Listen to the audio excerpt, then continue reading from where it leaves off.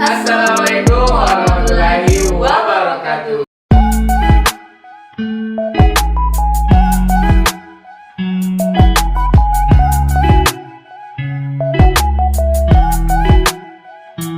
Halo guys, teman-teman dan semuanya. Kembali lagi bersama saya, Vina Susanti. Dan saya, Anil Masyawal. Di Opsi Ngobrolan seputar IMPS Part 2. Oke teman-teman, kali ini kita akan berbincang-bincang santai terkait tema yang kita angkat itu apa sih peran organda terhadap daerah itu sendiri nih. Tema tersebut nanti akan kita bincang-bincang sampaikan sama dua narasumber yang sangat luar biasa. Betul. Oke nih Kak Syawal, sebelum kita panggil nih ya narasumber yang sangat luar biasa ini, bagaimana kalau kita bakar semangat dulu nih? Ya? Bakar. Oke. Kalau saya bilang salam IMPS, jawabannya belajar berjuang bertakwa. Oke. 1, 2, 3. Salam IMPS. Belajar, berjuang, dan bertakwa. Oke Kak Syawal nih, sepertinya kita Tidak perlu menunggu lama lagi. Oke, langsung saja kita panggil narasumber yang sangat luar biasa kita ini. Inilah dia dua narasumber kita pada malam hari ini yang sangat luar biasa. Oke nih Kak Syawal. Sebelum kita bincang-bincang lebih dalam ya tentang tema kita pada malam hari ini, gimana kalau kita perkenalan dulu sekaligus tanya-tanya apa sih kesibukannya sekarang ya? Boleh. Jadi di samping kiri saya ini merupakan Ketua Umum IMPS Uparti UIN Alumni Makassar periode 2022-2023. Beliau ini sangat-sangat luar biasa. Oke, sebelum saya jauh sekali, mending beliau yang bincang-bincang Kesibukannya sekarang. ya. Terima kasih kepada host kita yang sangat gagah dan sangat cantik ini. Iya.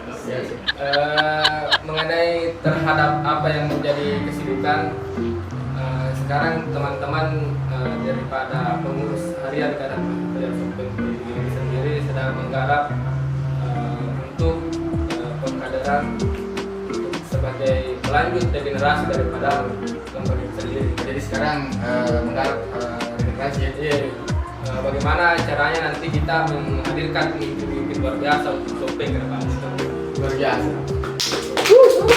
Luar biasa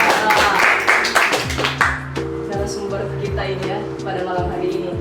Jadi selain proses penggarapan teman-teman mahasiswa-mahasiswi baru, selain itu apa sih kesibukannya Kak, atau sedang menjalani apa yang berfokus pada akademik atau apa Kak, selain daripada ber-IMPS sendiri nih Kak? Oh iya. Kalau persoalan akademik seperti biasa saya masih tahap perkuliahan karena secara kita belum memasuki tahap yang biasa yang paling dicintakan oleh para mahasiswa yang kita katakan sebagai kuliah kerja nyata. Oh iya, KKN ya? Ya, PKN. Tunggu dulu nih Kak, tadi ada yang lupa nih. Kan saya tadi belum perkenalan ya, namanya siapa, dipanggil siapa di IMPS. Mungkin Oh, bisa iya. lah Kak ya, karena tadi kan saya hanya menyebutkan apa, bilang ketua. Jadi mungkin kakak ini bisa lah menyebutkan siapa sih namanya yang selalu dipanggil oleh teman-teman di IMPS sendiri. Baik, pengurusnya ya. Ya. Kalau nama sendiri mungkin daripada pengurus baik adik-adik maupun kakak yang ada di IMPS itu biasa memanggil IPIM. Ya IPIM. Sapaan yang paling apa? Yang paling akrab lah. Iya.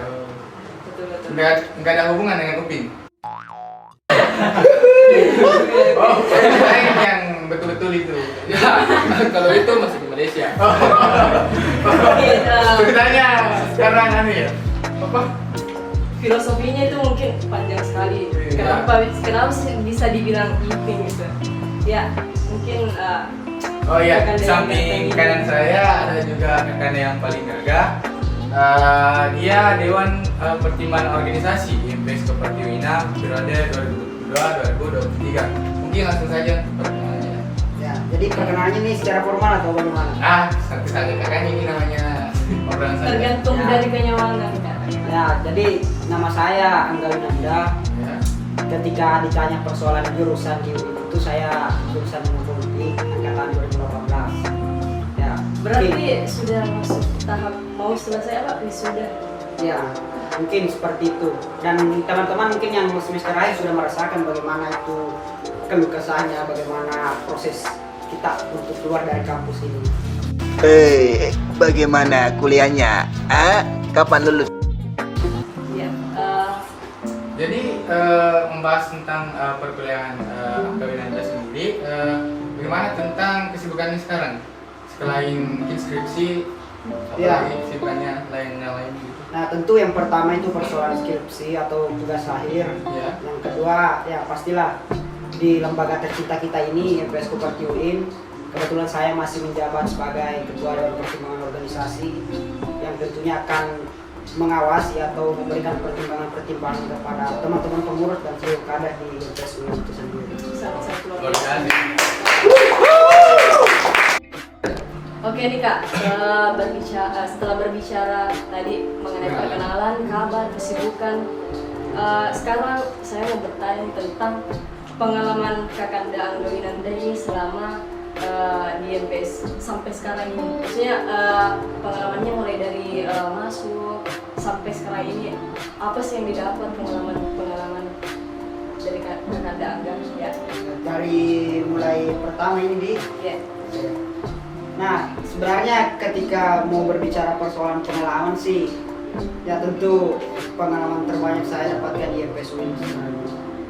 Mulai dari awal-awal saya mengenal dunia kampus, itu kan tentu kita diperhadapkan dengan berbagai macam tanda tanya yang kemudian mesti kita jawab dan mencari jawabannya, terutama dalam lingkup organisasi. Nah, jadi pada saat itu waktu saya awal-awal masuk kuliah, IMPS hadir dengan sebuah gebrakan bahwa kami adalah suatu wadah yang akan merangkul semua mahasiswa-mahasiswa yang berasal dari Kabupaten Sopeng. Nah, tentu saya tertarik dengan hal itu karena bagi saya di tempat yang baru yang saya rasakan itu tentu saya butuh orang-orang yang memang berasal dari daerah saya sendiri. Jadi maksudnya ini Kak, di MPS yang menjemput Kakak atau Ya, bisa dikatakan seperti itu. Terus selama ber-MPS mungkin ada motivasi sehingga kakak masuk ke dalam IMPS tersebut. Ya, tentu ketika berbicara persoalan motivasi sebenarnya apa yang kemudian membuat saya tertarik pada saat itu, yang pertama tentu bagaimana kemudian senior-senior atau kakak-kakak pada saat itu memberikan sebuah gambaran tentang lembaga kita ini atau IMPS UIN. Nah, saya berpikir bahwa kemanapun saya nanti akan berkelana atau mengenyam yang namanya pendidikan, tentu hal yang paling utama saya cari adalah kampung halaman saya sendiri. Gitu. Makanya saya ini Kak, setelah Kakanda Angga dari beberapa banyak pengalamannya. Nah, dari Kak Iping sendiri nih, bagaimana sih pengalamannya selama ber-MPS? Bisa sharing-sharing Ya. pada teman-teman. Kalau berbicara mengenai pengalaman di IMPS itu sendiri, sebenarnya banyak sih pengalaman, mulai daripada tertawa, bahkan sampai menangis di IMPS pernah juga yang kita lalui. Proses ya? Iya, proses itu proses. Bahkan untuk proses pembelajaran yang saya dapatkan selama di IMPS itu bisa kita katakan bahwa keras sekali proses pembelajaran yang kita dapatkan. Kerasnya bukan berarti bahwa kita dihantam atau dipukul sama senior, bukan. Namun lebih kepada rasa tanggung jawab. Bagaimana ketika kita diberikan tugas itu kita diselesaikan dengan secara baik-baik, tidak menyelesaikan serta-merta. Sangat luar biasa ya. Jadi apa sih motivasinya Kak Iping ini sehingga bisa masuk di MPS? Apakah ada dipanggil atau ikut-ikut melihat sama. orang-orangnya atau tertarik cewek-cewek di MPS atau bagaimana? Ya, kalau motivasi sebenarnya lucu sih ketika saya berbicara motivasi saya itu sendiri, karena yang pertama memang ketika di kampung saya itu rata-rata teman-teman di sekitaran rumah itu dia warga IMPS. Dan yang kedua yang membuat saya termotivasi untuk masuk sebenarnya bukan untuk mencari pembelajaran, cuman saya masuk di IMPS itu karena melihat ketika ada kegiatan dari IMPS itu sendiri dihadiri oleh orang-orang hebat seperti bupati sendirilah atau siapakah. Contoh pada saat kegiatan yang dilakukan oleh IMPS itu saya belum masuk, namun itu sudah dilakukan oleh siapa namanya, periodenya Kak Rahmat. Nah, itu di situ ada lomba santri yang dilakukan dan di situ dihadiri oleh para pejabat-pejabat daerah itu sendiri. Makanya saya termotivasi karena ingin bertemu dengan pejabat daerah sendiri. Sebenarnya bukan lebih kepada pembelajaran sih, cuma karena ingin begitu. Makanya tadi saya mengatakan ini terkesan lucu motivasi saya sebelumnya. Luar biasa ya. Iya. Mungkin itu juga pengalaman dari Kakanda Pipin, Ya. sehingga pengalaman-pengalaman yang membawanya sehingga menjadi ketua umum sekarang. Ya. Ya, sangat luar biasa ya sampai berada di titik ini menjadi ketua sekarang. Setelah tadi membahas tentang pengenalan, pengalaman dari narasumber kita yang luar biasa ini, mungkin kita langsung saja masuk ke temanya ya. Mungkin Saudara Pina bisa Ya, menjelaskan? jadi tema kita pada malam hari ini itu apa sih peran penting organda terhadap daerah khususnya di kabupaten sendiri, di Kabupaten Sopeng itu ya. Jadi mungkin saya terlebih dahulu bertanya nih sama Kakanda Angga. Jadi menurut pandangan kakak nih ya, apa sih peran penting itu ber-IMPS di daerah begitu? Ya, jadi ketika berbicara peran, artinya kita kan berbicara apa sih yang akan dilakukan IMPS ini terhadap daerah khususnya Kabupaten Sopeng. Nah, sependek yang saya ketahui terkait dengan peran organda itu di Kabupaten Sopeng khususnya IMPS UIN, tentu kita bagaimana kemudian memberikan kontribusi terhadap daerah, entah itu persoalan proses secara sosial atau hal-hal yang kemudian membantu untuk meningkatkan elektabilitas daerah itu sendiri. Dan selain daripada itu tentu dampak yang kemudian kita dapatkan daripada hal ini adalah bagaimana kemudian teman-teman yang berasal dari Sopeng, khususnya yang kuliah di Universitas Islam Negeri Raudin Makassar itu bisa memberikan kontribusi yang luar biasa lah terhadap daerah kita, khususnya Kabupaten Sopeng. Mungkin seperti itu. Luar biasa ya. Bagaimana kalau tentang Kakanda ini sendiri? Apa saja sih hal-hal yang IMPS berikan kepada daerah, khususnya Kabupaten Sopeng itu sendiri?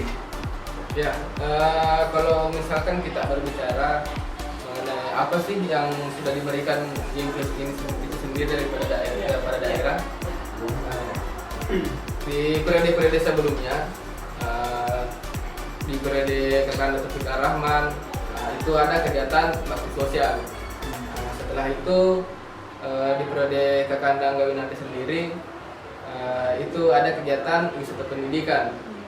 Di sini wisata pendidikan itu teman-teman lebih berfokus kepada pendidikan di desa tertinggal. Untuk itu juga bagian dari implementasi Tridharma Perguruan Tinggi itu sendiri. Selanjutnya di periode saya ini kita mengadakan yang dinamakan sebagai Bina Desa.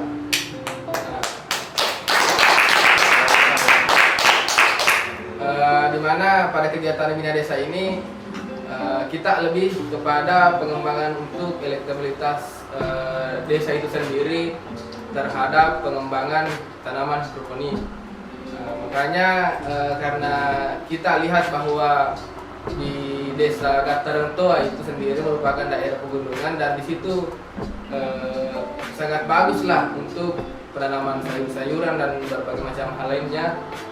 Makanya dari itu kita mengembangkan tanaman hidroponik di situ dan masih banyak sebenarnya program-program yang akan kita rancang untuk di pengawalan Bina Desa itu sendiri.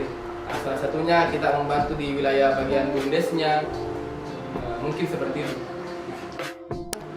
Oke nih Kak, terkait dari pernyataannya tadi, Kak Iping ini ada program kerja yang dinamakan wisata pendidikan pada periode tahun lalu nih Kak, dan sekarang juga ada program kerja Bina Desa. Jadi sebenarnya ini apa sih yang menjadi tolak ukur perbedaannya antara program kerja tahun lalu sama program kerja sekarang ya Kak? Ya, apalagi mempunyai kesamaan ya, kesamaan Iya, beda tentang tipis, ya. pengabdian masyarakat. Jadi kita minta pandangan apa sih perbedaannya begitu?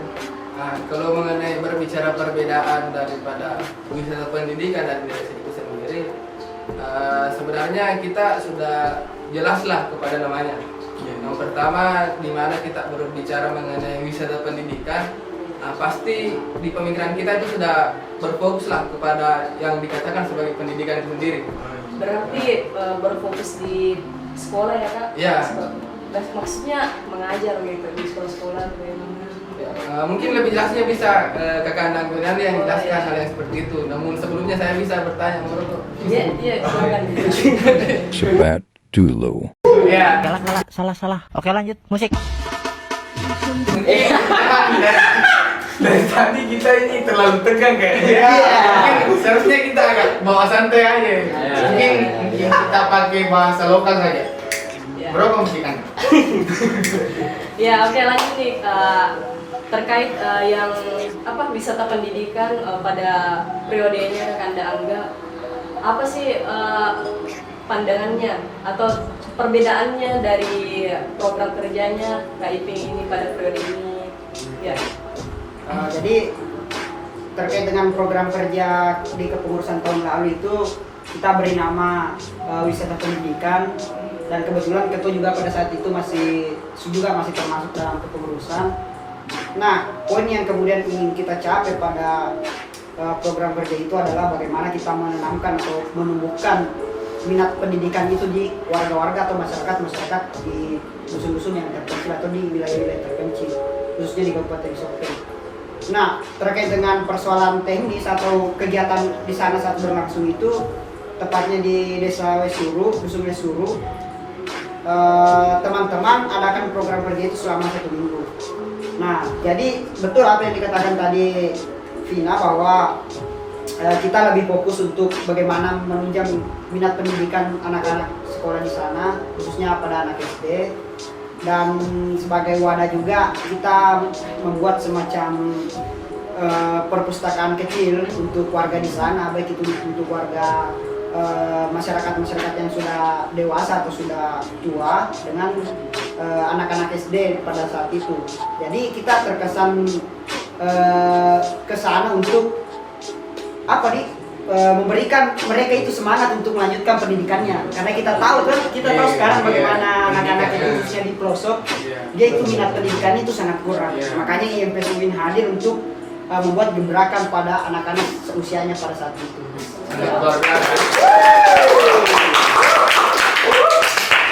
Oke nih Kak, terkait kan sudah dijelaskan tadi itu apa sih wisata pendidikan.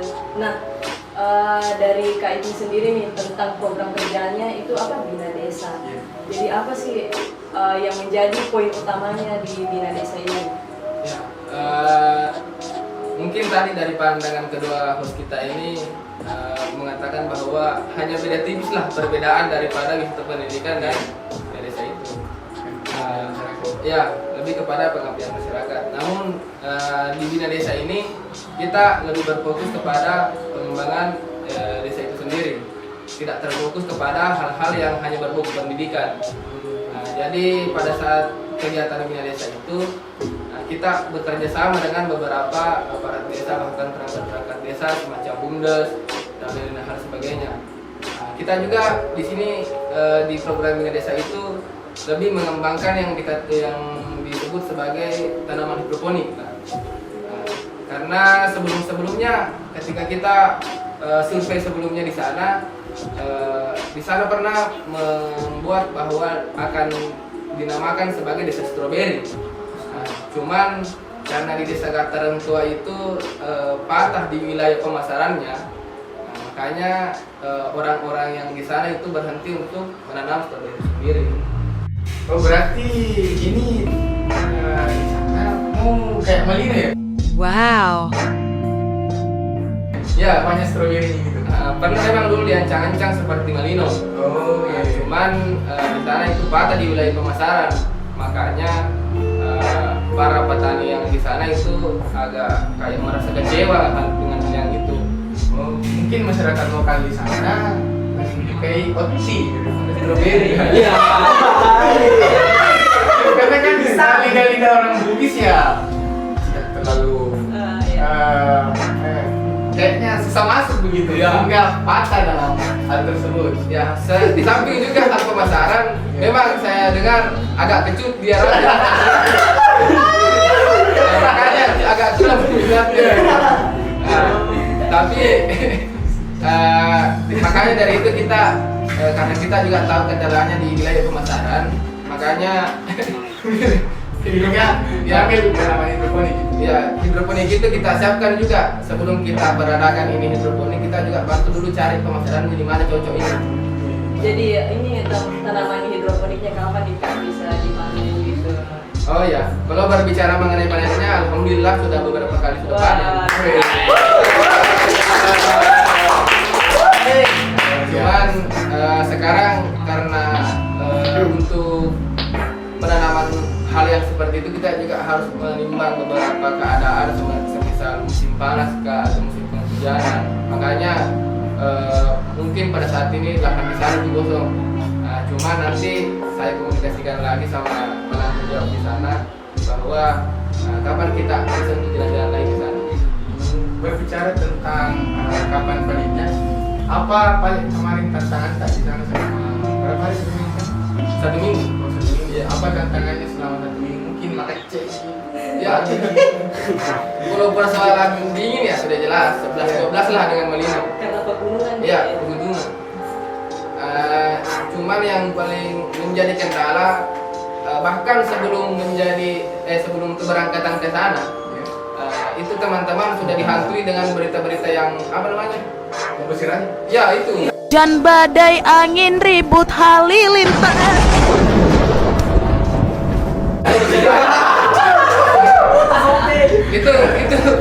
itu beritanya akan hal badai akan datang itu menghantui teman-teman sebelum ke sana. Jadi pada saat di sana teman-teman juga terkendala 3 hari hujan berturut-turut. Makanya teman-teman 3 hari di sana ya tidak ada aktivitas.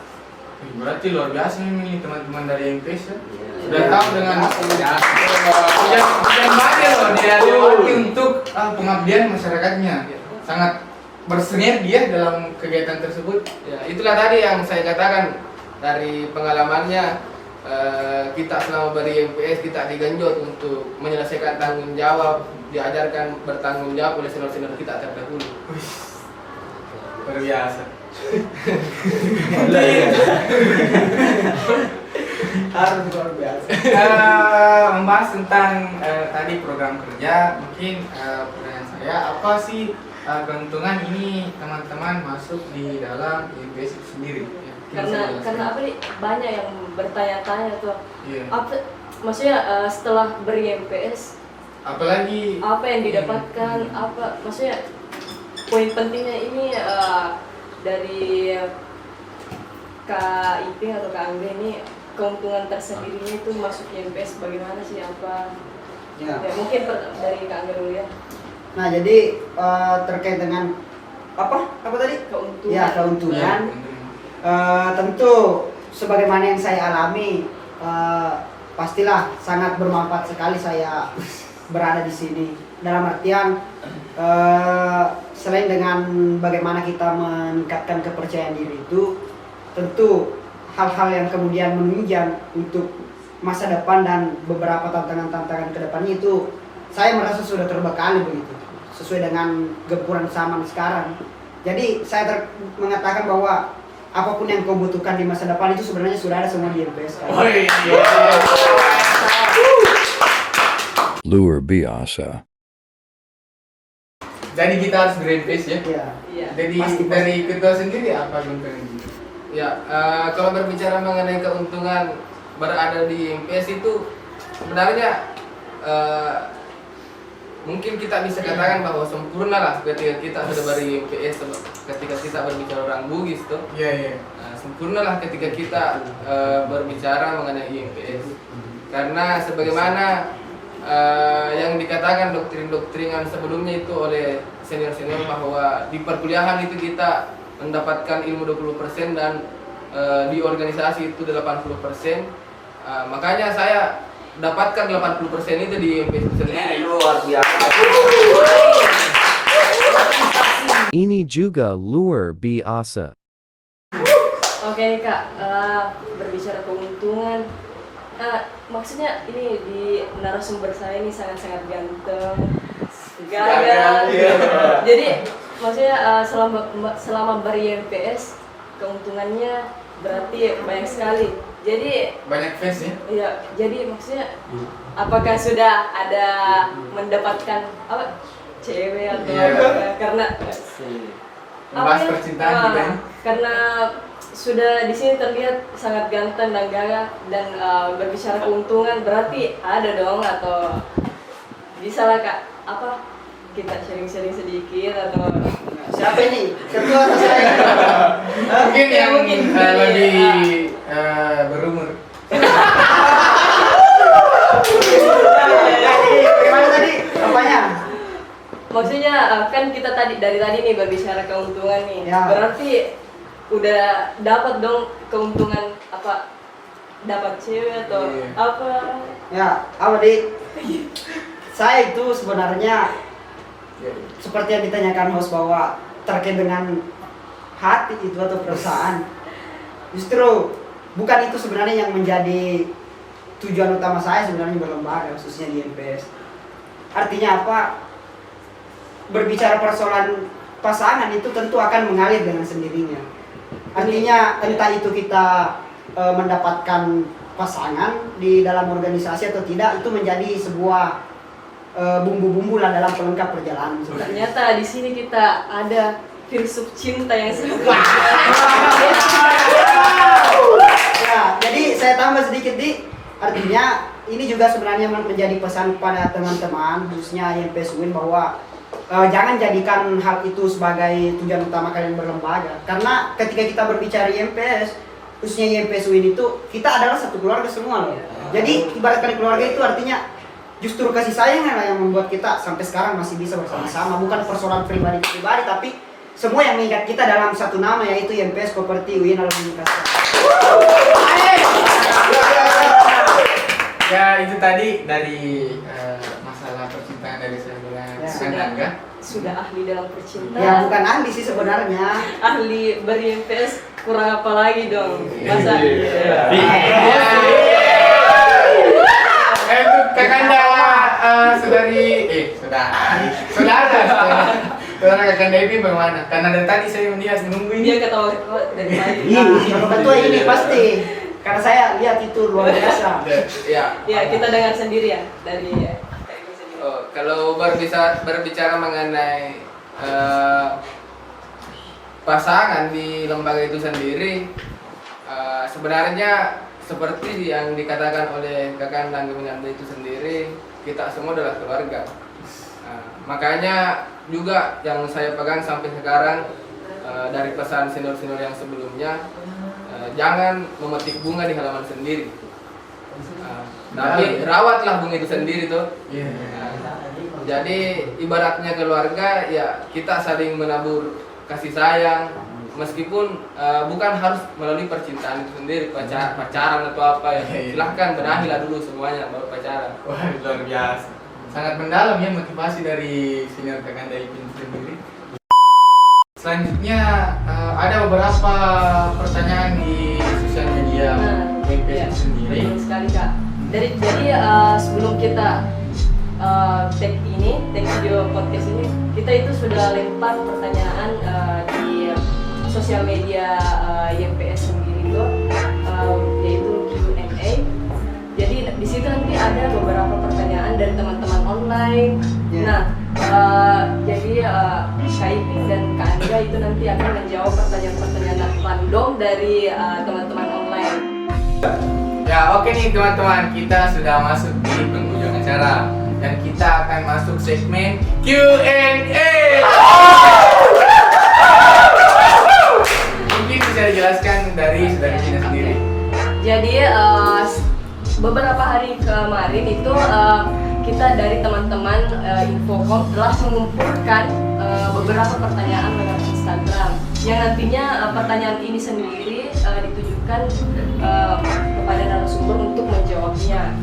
Jadi mungkin langsung saja kita masuk di sesi pertanyaannya. Ya mungkin Kak Syawal bisa yang pertama. Oke, sebelum masuk, kemana narasumber mau kita tanyain? Ya, silakan. Oke, siap. Tapi tunggu dulu.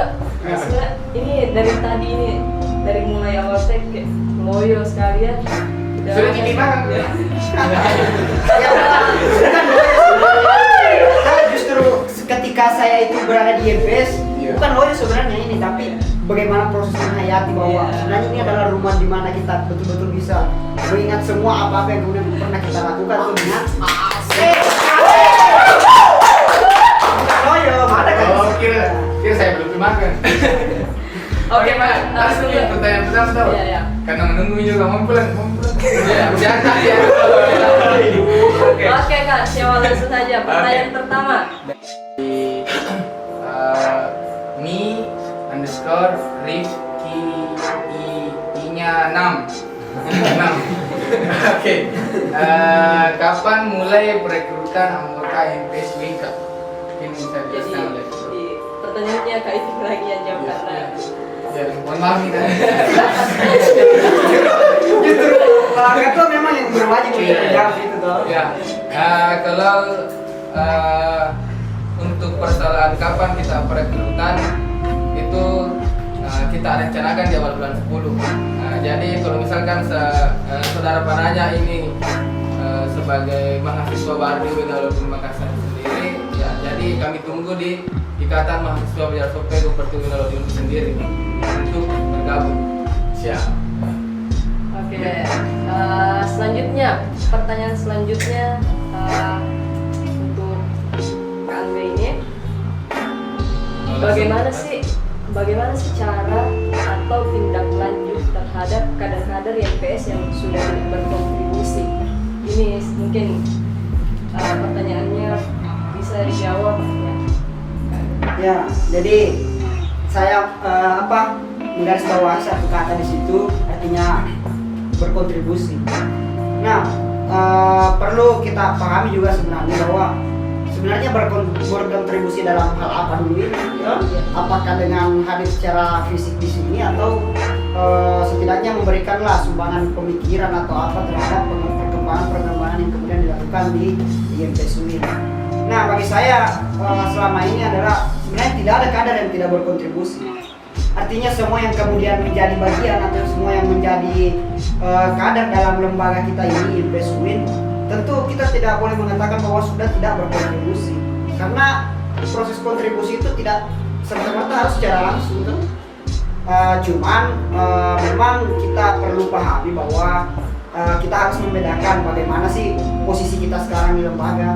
Tentunya teman-teman angkatan baru, pengurus, dan juga senior-senior yang mungkin sudah lebih punya kesibukan yang lain. Tapi persoalan kontribusinya tentu kita tidak bisa melihat bahwa bagaimana sih sebenarnya.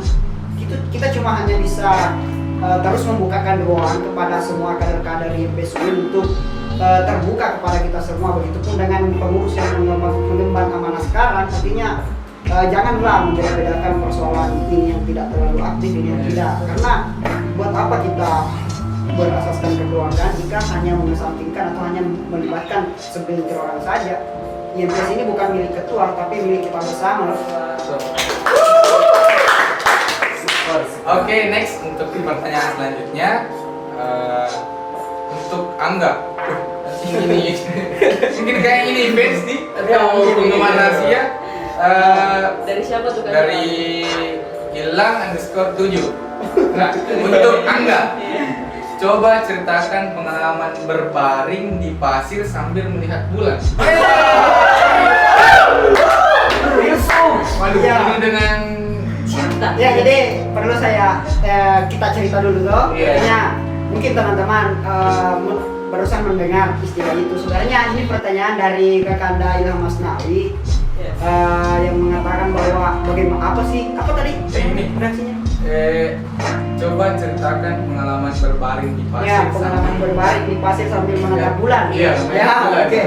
Jadi sebenarnya itu bukan sebuah kata-kata, bukan sebuah kata-kata, cuma ini memang betul-betul pernah terjadi. Pada saat tahun 2019, akhir 2019 kayaknya itu, waktu Pak Ketua ini masih baru di kader, ya, mungkin Pak Ketua juga hadir di sana pada saat itu, di salah satu rumah kader. Nah jadi setelah kemudian proses perbincangan atau kumpul-kumpulnya teman-teman di sana, itu saya dipanggil oleh Kak Ilham ini. Saya dipanggil keluar di depan rumah. Kebetulan di depan rumah itu ada pasir, ada pasir. Jadi ceritanya di pesisir ini. Bukan di pesisir. Ya, Bukan pasir, bukan pasir. Di pantai. Karena itu rumah pada saat itu masih dalam proses pembangunan tuh. Oh, iya. Ada pasir. Nah, jadi saya dipanggil di situ. Nah, saya disuruh berbaring. Tuh, saya disuruh baring sama Kak Ilham. Mohon maaf ini kan Dana, saya cuma mau menjelaskan ini kepada Anda. Sebenarnya saya tidak mau menceritakan ini, tapi karena kita bertanya ya, saya harus jawab. Nah jadi pada saat saya disuruh baring sama kalian itu, saya disuruh lihat bulan. Nah kebetulan pada saat itu bulannya ya penuh atau bulan purnama. Kak Ilham bilang, kira-kira apa yang kau lihat di bulan itu? Di dalam bulan itu. Tapi saya yang masih polos-polosnya pada saat itu, saya mengatakan bahwa ya cahaya toh, cahaya. Terus Kak Ilham itu sambung bahwa coba lihat bentuk bulan itu loh. Karena katanya ketika saya melihat bentuk itu, saya teringat dengan salah satu logo yang kemudian sangat tenar di negara Cina, yaitu logo ini yang mungkin teman-teman Oh iya, hitam putih itu. hitam putih, ada titik hitam, ada titik putih kan. Nah, saya bertanya, terus apa hubungannya dengan bulan? Apa hubungannya dengan bulan? Nah, Kak Ilham menjelaskan bahwa ibaratkan rumah atau ibaratkan sebuah wilayah yang dihuni oleh beberapa orang atau banyak orang, tentu tidak akan pernah seiring sejalan orang-orang tersebut. Pasti ada yang kemudian lebih positif, ada yang kemudian lebih biasa-biasa saja dan lain sebagainya. Jadi